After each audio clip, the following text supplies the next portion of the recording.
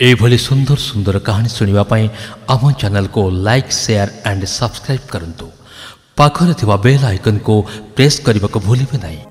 हुलस्थुल हो गला सारा क्लास। शर्मा सार जिते बड़े फुसफुस करी कई पद कथा मो कान रे कहिदेले।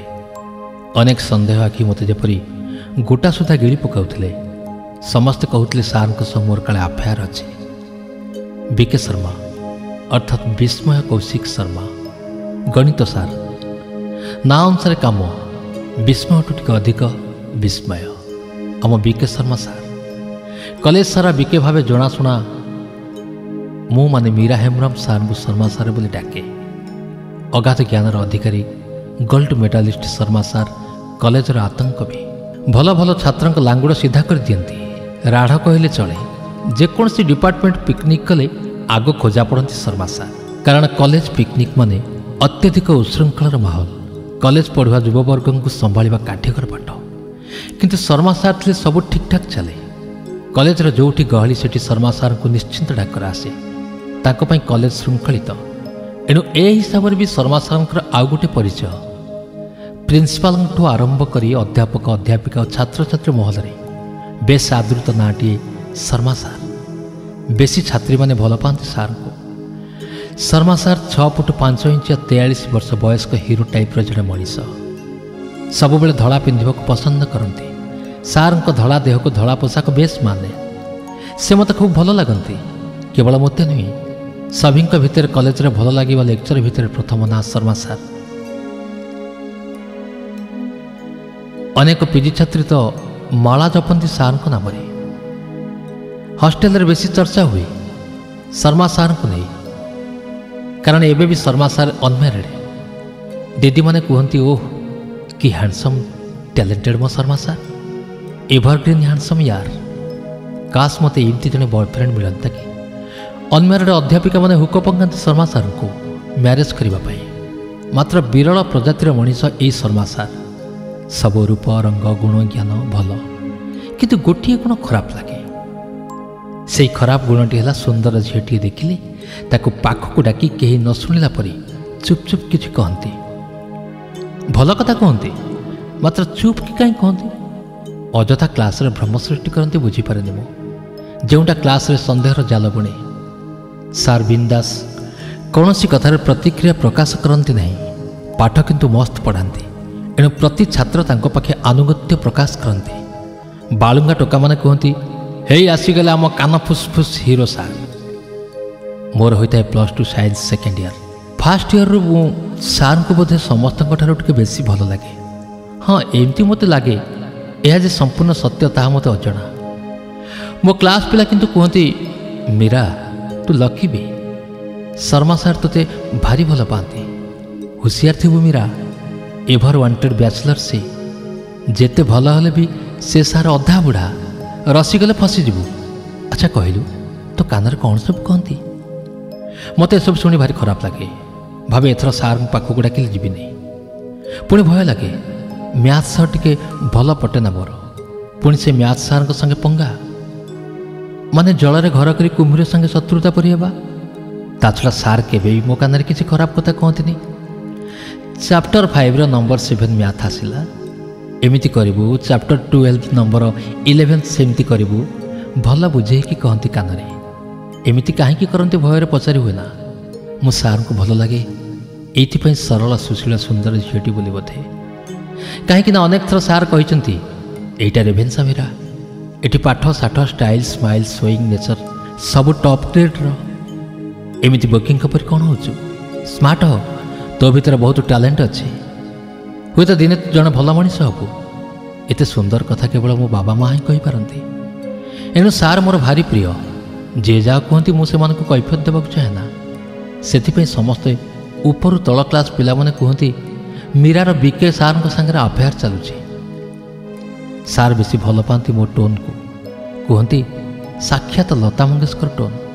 मु भी लताजी बड़ फैन। सबू गीत गुड़िक लताजी ही गाए।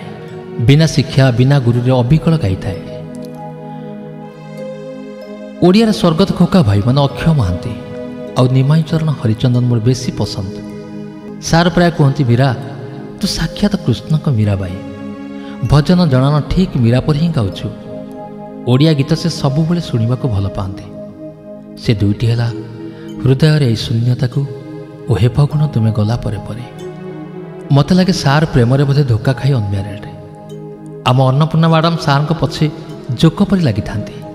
ମୋତେ କୁହନ୍ତି, ମୀରା ତୁ ତ ସାର୍ଙ୍କର ଅଧିକ ପ୍ରିୟ, ଟିକେ କୁହନ୍ତୁନି, ମୋତେ ସେ ବହୁତ ଭଲ ଲାଗନ୍ତି। ଆମ ଦୁଇ ଜଣଙ୍କୁ ଯୋଡ଼ି ଦିଏ ମୋ ମୀରା। ମୁଁ ଟିକେ ହସି ଦିଏ। ସାର୍ଙ୍କୁ ମୁଁ ଏକଥା କେମିତି କହିବି? ଆପଣ ସିନା ତାଙ୍କ ଜୁନିୟର, ହେଲେ ବି ତ ସାଙ୍ଗ ନା। ଆପଣ ସିଧାସଳଖ କହୁନାହାନ୍ତି ସାର୍ଙ୍କୁ ଭଲ ପାଆନ୍ତି ବୋଲି। ମାମ୍ କୁହନ୍ତି, ଆରେ ବାବା ଗୋଟା ଗିଳିଯିବ ଯେ ମୋତେ ସେ ରାଢ଼ଟା। ମୁଁ କୁହେ, ମୋତେ କେମିତି କହୁଛନ୍ତି କହିବାକୁ, ଯଦି ଆପଣଙ୍କୁ ଗିଳିଦେବେ ମୋତେ ଖାଇଯିବେନି? ମା ମୁହଁ ଫୁଲେଇ କହନ୍ତି, ଫୁଲେଇଟା କେତେ ଦେଖି ହେଉଛୁ ମୋ, ତୁ ବି ମନେ ମନେ ରସୁଛୁ ବିକେଙ୍କୁ। ଆଶ୍ଚର୍ଯ୍ୟ ଲାଗେ ଟିକେ କିଛି ପଚାରିବା, ପଢ଼ାରେ ଗାଇଡ଼ କରିବା, ବିଭିନ୍ନ ଗୀତ ପ୍ରତିଯୋଗିତାକୁ ପଠାଇବା ମାନେ କ'ଣ ଭଲ ପାଇବା? ଭଲ ପାଇବାକୁ ସମସ୍ତେ ଏତେ ସଂକୀର୍ଣ୍ଣ କରିଦିଅନ୍ତି କାହିଁକି? ଭଲ ପାଇବା ଛାଡ଼ି ଜୀବନ ଅଛି କି? ବାବା ମା ଭାଇ ଭଉଣୀ ଆତ୍ମୀୟ ସାଙ୍ଗସାଥି କ'ଣ ଭଲ ପାଆନ୍ତିନି? ମୋ ଛୋଟ ମଗଜରେ କିଛି ପଶେନି। ମୁଁ ବି କାହା କଥା ଉପରେ ଏତେ କିଛି ଭାବେନି। ସେ ଯାହା କହୁଛନ୍ତି କୁହନ୍ତୁ। ମୁଁ ଜାଣେ ଶର୍ମା ସାର୍ କୌଣସି ଦିନ ମୋତେ ଟିକେ ବି ଖରାପ କଥା କହିନାହାନ୍ତି। ତାଙ୍କ ଆଦତ ସେମିତି, ପ୍ରାୟ ସମସ୍ତଙ୍କୁ ଏମିତି କହନ୍ତି। ମୋତେ କିନ୍ତୁ ଟିକେ ଅଧିକ। ଅବଶ୍ୟ ମୋତେ ସାର୍ ଅଧିକ କାହିଁକି ଭଲ ମନ୍ଦ ପୁଣି ଅନୁଚ୍ଚ ସ୍ୱରରେ କହନ୍ତି ମୁଁ ବୁଝିପାରେନି। ଏ ଦୁନିଆରେ ଆଶା ନ ରଖି କେହି କାହା ପାଇଁ କିଛି ବି କରନ୍ତିନି। ଶର୍ମା ସାର୍ଙ୍କର ମୋତେ ଏତେ ଭଲ କଥା କହିବା ପଛରେ କ'ଣ ଥାଇପାରେ? କାହିଁକି ସେ ମୋ ଉପରେ ଏତେ ଭରସା ରଖନ୍ତି? ମୁଁ ଟପ୍ କରେ ପାଠରେ, ମୁଁ ଯେଉଁ ପ୍ରତିଯୋଗିତାକୁ ଯିବି 1 ନମ୍ବର ହୁଏ, ଏପରି ଗୋଟେ ଆଶା କାହିଁକି ସାର୍ ରଖନ୍ତି? ଦିନେ ଦିନେ ନିଜେ ନେଇଯାଆନ୍ତି ଗୀତ କମ୍ପିଟିସନ୍କୁ। କାହିଁକି ଅଡ଼ୁଆ ସୂତାରେ ମୋ 17 ବର୍ଷର ମୁଣ୍ଡ ଗୋଳମାଳ ଧରେ। ମୁଁ ଭୟ କରେ ନିଜକୁ, ଶର୍ମା ସାର୍ଙ୍କୁ ଓ ଅନ୍ୟମାନଙ୍କ ଟିପ୍ପଣୀକୁ। ଗୀତ କମ୍ପିଟିସନ୍ କଥା ଶର୍ମା ସାର୍ କହିଲେ ମୁଁ ଏଣିକି ଏଡ଼େଇ ଦିଏ। ସେକେଣ୍ଡ ଇୟର୍ କହି, ମ୍ୟାଥ୍ ବୁଝେଇବାକୁ ଡାକିଲେ ଦେହ ଖରାପ ଅଛି କହି ଯାଏନି। ମୋ ଭିତରେ ଶର୍ମା ସାର୍ଙ୍କୁ ନେଇ ସନ୍ଦେହ ଘନୀଭୂତ ହୁଏ। ଏକଥା ବୋଧେ ସାର୍ ବୁଝିଗଲେଣି। ମୋତେ ଆଗ ପରି ସେତେ ପାଖକୁ ଡାକନ୍ତି ନାହିଁ କି କେଉଁଠି ଗୀତ କମ୍ପିଟିସନ୍ ହେଉଛି ସେ ସୂଚନା ବି ଦିଅନ୍ତିନି। ଶର୍ମା ସାର୍ ଅପେକ୍ଷାକୃତ ଗମ୍ଭୀର ଲାଗନ୍ତି। ଅନ୍ନପୂର୍ଣ୍ଣା ମାମ୍ କୁହନ୍ତି, ମୀରା ଏ ବିକେଙ୍କର କ'ଣ ହେଇଛି କି? ସେ କାହିଁ ବେଶୀ ଗମ୍ଭୀର ହେଇଯାଉଛନ୍ତି ଦିନୁ ଦିନ? ବେଶୀ କାହା ସାଙ୍ଗରେ କିଛି କଥା ହେଉନାହାନ୍ତି। ମୁଁ ହସିକି କୁହେ, ଆପଣ ସିନା ଲେକ୍ଚର ବନ୍ଧୁ, ଜାଣିଥିବେ ଶର୍ମା ସାର୍ଙ୍କର କ'ଣ ପ୍ରୋବ୍ଲେମ୍, ମୁଁ କେମିତି ଜାଣିବି? ଅନ୍ନପୂର୍ଣ୍ଣା ମାମ୍ କୁହନ୍ତି, କଲେଜ ସାରା ହୁରି ସାର୍ଙ୍କର ଓ ତୋର ଆଫେୟାର। ତୁ କେମିତି ଜାଣିବୁନି ମ? ଆମେ ସିନା ଲେକ୍ଚର ବନ୍ଧୁ, ତୁ ତ ତାଙ୍କ ମନର ବନ୍ଧୁ। ମନର ବନ୍ଧୁ ଏ କେମିତି କଥା?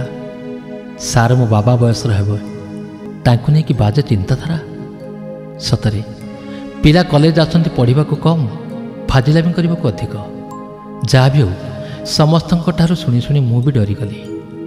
ଆଉ କେତୋଟି ମାସ ପରେ ପରୀକ୍ଷା ସରିବ, ସେ ପର୍ଯ୍ୟନ୍ତ ହୁସିଆର ହେଇ ଚଳିବାକୁ ପଡ଼ିବ। ତେଣିକି ପରୀକ୍ଷା ସରିଲେ ମୁଁ କ'ଣ ଆଉ ଏଠି ପାଠ ପଢ଼ିବି ନା କିଏ କ'ଣ କହିବ? ନିଜକୁ ବୁଝାଇ ପଢ଼ାରେ ମନ ଦେଲି। କିନ୍ତୁ ପଢ଼ୁ ପଢ଼ୁ ମନେ ପଡ଼ନ୍ତି ସାର୍। କାହିଁକି ମୋ ପ୍ରତି ସାର୍ଙ୍କର ଏତେ ଆତ୍ମୀୟତା ଜାଣିବାକୁ ମନ ଖୋଜରୁ ଖୋଜରୁ ହୁଏ। କି ରହସ୍ୟ ଅଛି ଏହା ପଛରେ? କିମ୍ବା ସାର୍ ସତକୁ ସତ ଜଣେ ବାଜେ ବ୍ୟକ୍ତି? ଅନେକ କାହିଁକିର ଉତ୍ତର ନଥାଏ ମୋ ପାଖେ। କାହାକୁ ପଚାରି ହୁଏନି। ଭାରି ଅଡ଼ୁଆ ଆଉ ବିକଳ ଭାବ ଗ୍ରାସ କରେ। ପୁଣି ଭାବେ ଆଉ କାହାକୁ କାହିଁ ପଚାରିବି? ସିଧା ସାର୍ଙ୍କୁ ପଚାରିଦେଲେ ତ ସବୁ କ୍ଲିୟର ହୋଇଯାଆନ୍ତା। ମନ ଭିତରର ସବୁତକ ସାହସ ସଞ୍ଚୟ କରି ମୁଖସ୍ଥ କଲି କ'ଣ କ'ଣ ସାର୍ଙ୍କୁ ପଚାରିବି। ନିଜକୁ ପ୍ରସ୍ତୁତ କଲି ଯୁଦ୍ଧକ୍ଷେତ୍ରକୁ ଗଲା ପରି। ରବିବାର ସାର୍ ଘରେ ଥିବେ। ମୋ ସାଙ୍ଗ ଅନ୍ୱେଷାକୁ ସାଙ୍ଗରେ ନେଇ ସାର୍ଙ୍କ ଘରକୁ ଗଲି। କଟକରେ ବାଲିଯାତ୍ରା, ପ୍ରାୟତଃ କଟିକିଆ ସମସ୍ତଙ୍କ ଘରେ ବନ୍ଧୁବାନ୍ଧବଙ୍କ ଭିଡ଼ ବାଲିଯାତ୍ରା ଦେଖିବା ନେଇ। ସାର୍ଙ୍କ ଘର ଆଗ ଚପଲ ଦେଖି ଅନୁମାନ କରିନେଲି ଅତି କମ୍ରେ ଘର ଭିତରେ 17 ଜଣ ଥିବେ। ନାଇଁ ଆଜି ହେବନି କହି ଫେରି ଆସୁ ଆସୁ ପଛରୁ କେହି ଜଣ ଡାକିଲେ, ଆରେ ଚାଲି ଯାଉଛ କ'ଣ? ଅଳ୍ପ ସମୟ ପରେ ପୂଜା ହେବ, ଆସନ୍ତୁ ଭିତରକୁ। ସାର୍ଙ୍କ ଘର କଟକ ଚଣ୍ଡୀ ପାଖରେ। କାର୍ତ୍ତିକ ମାସ ସାରା ତ ପୂଜା। ସାର୍ଙ୍କ ଘରେ ସେମିତି କିଛି ପୂଜା ହେଉଥିବ। ନାଇଁ ନାଇଁ ନାଇଁ ଆମେ ପରେ ଆସିବୁ, ମ୍ୟାଥ୍ ବୁଝିବାକୁ ଆସିଥିଲୁ ତ। ଏତିକି କହି ବାହାରକୁ ଆସିଲୁ। ଲୋକଟି ଦୌଡ଼ି ଆସି କହିଲେ, ଇଏ କେମିତିକା କଥା? ଘର ପାଖକୁ ଆସିକି ପୁଣି ଫେରିଯିବି?